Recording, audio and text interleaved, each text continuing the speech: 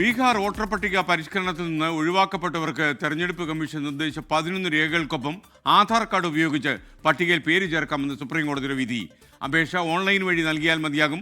പട്ടികയിൽ പേര് ചേർക്കുന്നതിനുള്ള കമ്മീഷൻ നടപടിയിൽ സഹകരിക്കാത്ത രാഷ്ട്രീയ കക്ഷികളെ സുപ്രീം കോടതി കണക്കിന് ശാസിച്ചു. സംസ്ഥാനത്തെ അംഗീകൃത രാഷ്ട്രീയ പാർട്ടികളെ കേസിൽ കോടതി കക്ഷി ചേർക്കുകയും ചെയ്തു.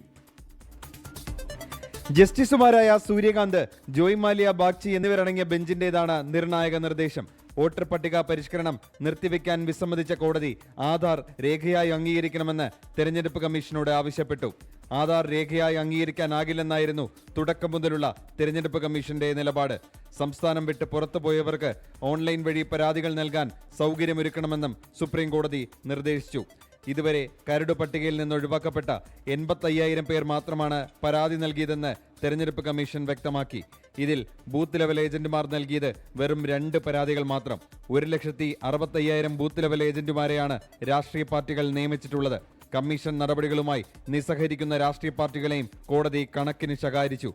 ഓരോ BLA-മാരും ദിവസവും 10 വീടുകൾ വെച്ച് സന്ദർശിച്ചാൽ ഒരാഴ്ച കൊണ്ട് പരാതികൾ പരിഹരിച്ചുകൂടെയെന്ന് കോടതി ചോദിച്ചു.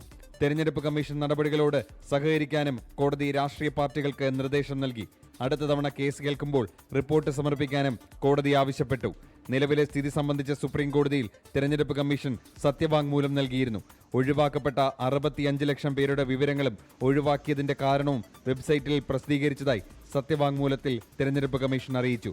സെപ്റ്റംബർ 8-ന് കേസ് വീണ്ടും പരിഗണിക്കും. 24 ഡൽഹി.